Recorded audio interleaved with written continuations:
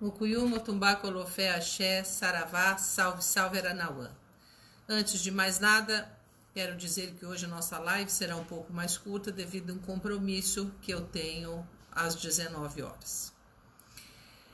Gostaria de agradecer a todos e todas pela solidariedade que é uma constante dos nossos internautas, das nossas internautas, como também dos meus filhos e filhas de santo em relação à campanha da solidariedade, que fará a 4ª entrega de alimentos neste final de semana. E nós, neste final de semana, estaremos completando 12 toneladas de alimentos apenas na ordem iniciática do Cruzeiro Divino de Itanhaém. Pois se eu somar os templos afiliados em Sorocaba, Brasília, Jacareí, Curitiba, Minas Gerais, Petrópolis, na região do Rio de Janeiro, nós já estaremos batendo as 20 toneladas de alimento. É uma campanha que reuniu meus filhos e filhas de santo que têm casa de santo. E eles têm trabalhado em suas regiões.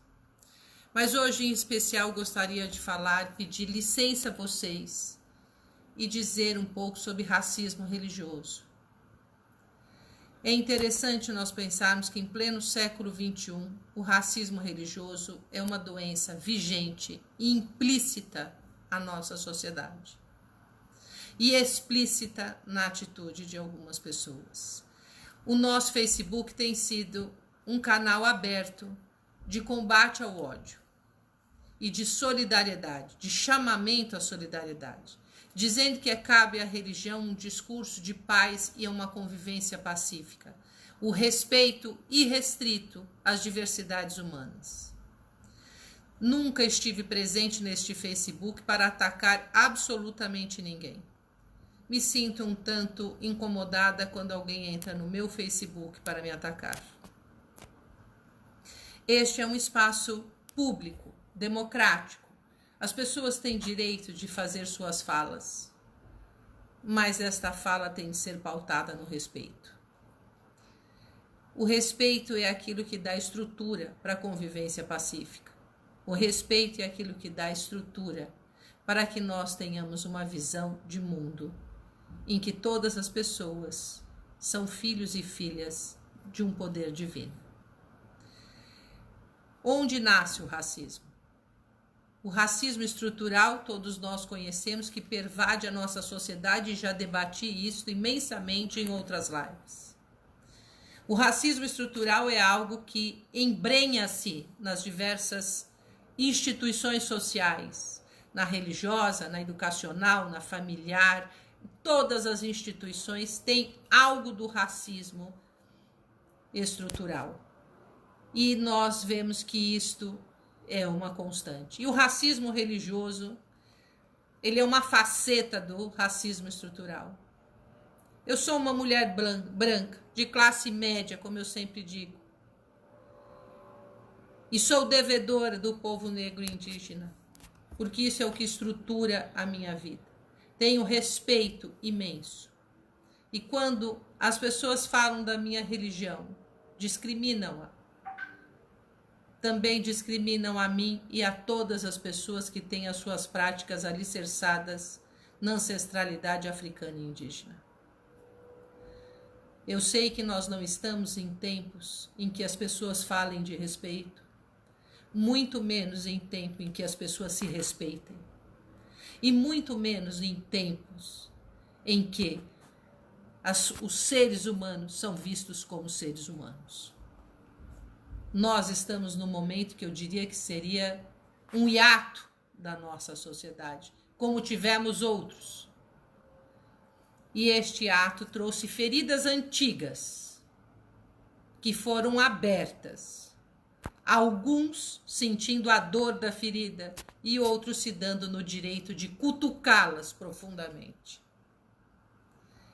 E eu pergunto, um dia todos morreremos. E ao morrermos, para onde vamos? Será que essas estruturas racistas, elas permanecem do outro lado do mundo? Será que o poder divino realmente ele é feito para alguns e não para outros? Será que as questões religiosas são para trazer atritos e não pacífico, para tornar uma sociedade pacífica? São perguntas que nós precisamos fazer a nós mesmos. E é interessante que aquelas pessoas beligerantes, intestinas, provavelmente tenham respostas ardis para as minhas questões. Mas eu vou continuar acreditando na religião como um instrumento de paz. Eu vou continuar acreditando na religião capaz de mudar o ser humano para uma estrutura em que os conflitos sejam amenizados. Porque se eu não crer nisto, pouco valeria estar vivendo. A minha crença é esta, o orixá me ensina isto. O ancestral, caboclo, preto velho, criança, Exu, pombagira, me ensinam isto. E eu gostaria de passar aos meus ouvintes que a experiência religiosa, elas têm que se dar de modo pacífico.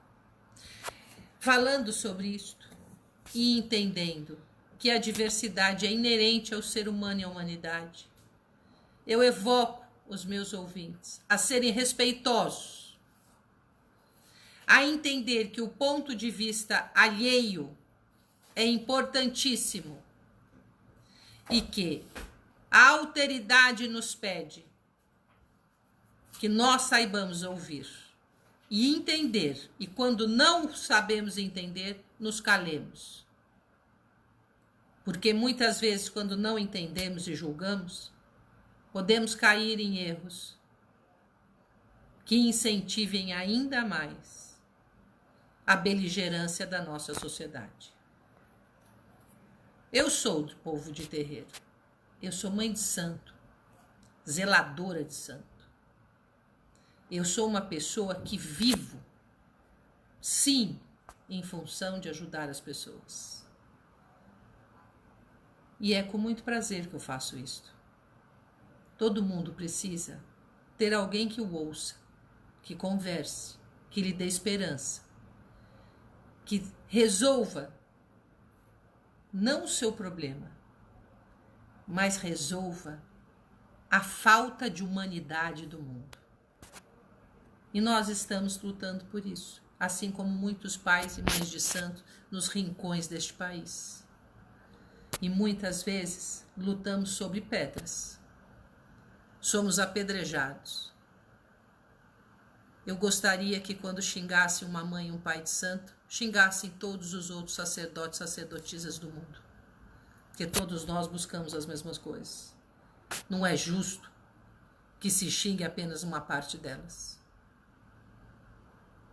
As incoerências do mundo são várias. Mas não vamos ser incoerentes ao acharmos que pais e mães de santo são pessoas salafrárias, são pessoas que não têm preocupação com as relações humanas, com o bem-estar divino. Nossa religião pode ter pessoas assim, como todas as outras têm. Nós temos muitas pessoas boas, podemos ter algumas que não são. Mas isto não é uma qualidade da nossa religião. Isto está presente em todas as religiões. E na certeza de que os sacerdotes e as sacerdotisas que me ouvem, que os filhos e filhas de santo que me ouvem no dia de hoje, saibam que nós temos os mesmos direitos de qualquer outra religião. Por mais que queiram nos fazer crer que não. Nós somos pessoas, cidadãos e cidadãs. Nós somos pessoas que lutamos pelos nossos direitos. Aliás, os antepassados africanos e indígenas e os atuais continuam na resistência. Resistir quanto ser humano. Resistir quanto coletivo. que tem valores que lhes são peculiares, tão importantes quanto os demais valores vigentes neste mundo. E assim, eu gostaria de encerrar minha fala. Não sei nem quantos minutos se deram. 10 minutos. 10 minutos. Abro para as perguntas rapidamente, porque daqui 5 minutos eu terei de encerrá-las. E me desculpe, hoje foi um desabafo. Pergunta da sua amiga Gonçalves, de Itanhaém. Bênção, mãe. Bênção. O que pensar quando alguém a agride, quando de sua boca só saem palavras de respeito e amor ao divino e entre todos e todas? Que eu sou coerente e permanecerei coerente. A religião não pode servir para estilhaçar a vidraça alheia. É que tem muita mensagem aqui, o pessoal se solidarizando com a senhora, repudiando o racismo religioso, estrutural. Então, é difícil eu ter que abrir um dia para falar sobre isto novamente. Isto é recorrente. Nós estamos sempre indo e vindo sobre este assunto. A gente tem sempre que chamar a memória das pessoas que isto existe.